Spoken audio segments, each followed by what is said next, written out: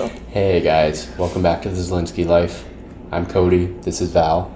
We are a married couple doing finances and sharing our financial journey with you. For all you new people, and for all you people that are not new, we are still Cody and Val sharing our financial journey with you.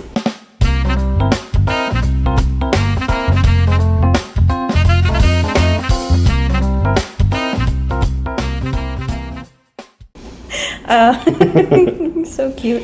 So today is not a budget with us. Today is our July financial recap. I'm a few days late getting this up because, to be honest, our life has been quite hectic. We're both just very exhausted. I don't even understand how it happens. I get home from work at like 6:30, and I come home and I change and I sit in my chair, and it's 11. It's 8:30 right now. But anyways, here we are. Ta-da! Yay! Hi! We've missed you guys. And I got glasses. I can see you guys now. Oh, yeah. You're very good looking. Yes, Cody got glasses so he can see better. And he doesn't want a divorce yet, so... Never. All right, so we'll just kind of jump into it. So our debt repayment Look at all those numbers. summary. So our starting debt at the beginning of July was $29,455.69, but we're under the $30,000 mark. We are under the $30,000 mark. We were pretty excited about. And our ending debt at the end of July was $28,633.50 for total debt repayments of $1,201.75. Now, if you had watched our July budget with us videos, we only did our minimum payments. We did not do a debt snowball because there was a lot of missed work. Things were really tight. We had to pull out of our emergency fund. It's amazing how missing $1,000 worth of pay can just with your whole system. Yeah, so only our minimum payments. But hearing me say that, I look at that number and I'm like, our minimum payments are $1,200 a month. Like, that's money that could go to better things. So, like, actually though, $822.19 was principal, $379.56 was to interest. Our OPD started at $5,366.15, and we ended it at $4,739.01. $627.14 went to principal, $72.86 to interest. And then the car, which is always our favorite, was $24,089.54, and we got it down to $23,894.49. $195.05 went to principal, $306.70 went to interest. Interest is highway robbery, guys. If you don't have debt yet, don't get it. The car's not worth it. Now, admittedly, most people do not have as high of an interest rate on their car as we do. We pay 15.4% interest.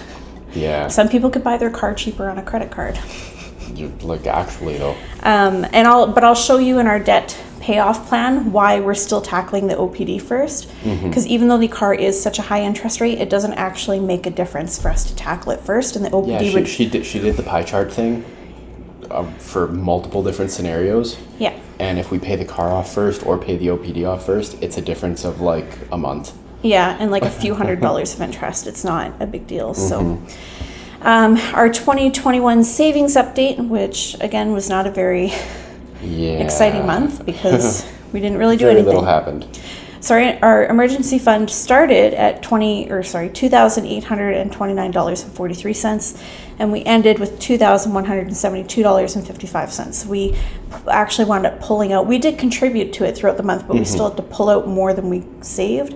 So we wound up with a decrease of $656.88.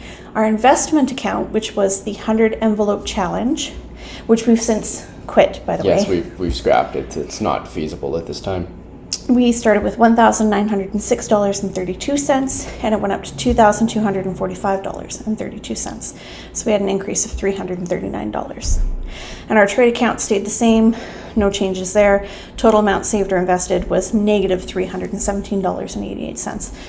So our goal right now is to save 15% of our income, which we have actually been doing so far this year. We have. But July, we did not meet that goal because of reasons of this. And going forward, we are stopping contributing to savings, I think, is our goal. Yeah, we're going to take the 15% and redirect it to debt. To the debt. Because we can't afford to do the savings and the debt snowball, but we currently have enough in savings for 1 month of our living expenses. 1 month plus a smidge. Maybe even 2 if we factor in Cody's EI as well. So we're kind of comfortable sitting there right now, even with baby coming. We'd rather tackle the OPD and get that paid off. So that's kind of our focus. Because freeing up that $700 a month would be really, really helpful. Yeah. So our monthly spending breakdown, again, saved. We did actually put money into savings, but I put down the negative number because that was what we totaled throughout the month. Debt was $1,201.75. Bills was $2,206.31. Subscriptions were $98.89. Living expenses, $1,196.33, and a big chunk of that was our groceries. I think we spent like $800 on groceries or something. Yeah, we're working on changing it, and we've actually switched grocery stores. And which has made a difference. It's made a difference. It's been a little better to us. These last few times we went shopping, I didn't feel like I got screwed while I was there, which was nice. Yeah. But I don't understand it. We spend so much money on food. We buy all kinds of food. Nothing but food. $1,000 worth of food. And there's never anything to eat, and we're always hungry. Yeah. Fund money was $500.91, which I know sounds kind of high, but we don't have a dining out budget anymore or anything like that. So all of that stuff now comes out of our fund money. So we kind of increased it a little bit. So 5% of our income, 5% to me and 5% to Cody, and that's what we get for spending money. And that's dining out, personal care stuff, anything you could want to do with it, clothing. Yeah, it's just our guilt-free money that's separate from our budget. It's kind of like our. We pared down some of our sinking funds, and now it's just that, so that we can do what we want with it. If I know I need clothes, I got to save my spending money for a little bit to go buy clothes. Yeah. And then you'll see we did spend money out of sinking funds, $375.70, but that is things for like vehicle maintenance, medical dental stuff, and I can't remember what else is in there. The medical dental should be getting refunded at some point, yeah? Yeah, we did get a refund for that already because Cody's glasses were covered. Yeah. We had to pay out of pocket and then submit a claim, and they reimbursed us 100%. So. Which is stupid because, like, they took my card just fine to do the eye exam, and then I only had to pay $20 for that. Yeah. And then when it came time to buy the glasses, he was like, "Cool, give us $500 and your company will send you money." Like, sometimes just take the damn card. Some things they don't direct bill for. So, anyways, that's all for that. So this is our debt-free plan. So right now, we've made a change. So it used to be, Hey, my glasses aren't working. I have them and I still can't read. So it used to be that our debt snowball payment was only $400 a month. So we were doing $400 a month plus saving 15% of our income, which we've since found is not sustainable. Yeah. So I have just 15% of our income, which actually winds up being over $900 a month, but I put in $880. You'll also notice here we only have our lump sum in next April of our tax return, which again should be much higher than this, but we want to be conservative. We also had $5,000 as a lump sum to come at the end of December for the envelope challenge we were doing, but again, we're not doing that anymore, and we're going to we're refunneling that into our emergency fund. So it's made a bit of a difference. Our original debt payoff plan, I think, said we'd be debt-free by June or July. Or no, September. I think it was September. It was originally July, and then we got bumped to like September or October because we had a few months where we weren't making it.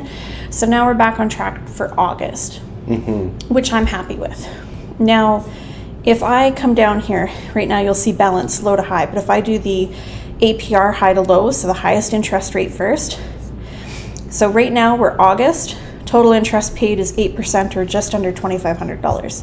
If we were to focus now on the car first, we still pay it off in August, and now we're just under $2,400. Yeah. So we're only saving $100 in interest. So I know it sounds crazy to not tackle the car first. It feels like you should get rid of the interest payment as quickly as possible, but realistically, it would do more for our budget more immediately to have that $700 back. And now, to be fair, if let's say we didn't have a debt snowball, like let's say we couldn't afford any extra, it'll say June and then $3,900 in interest. Whereas if we tackle the high interest rate first, it still doesn't really make much of a difference. Yeah.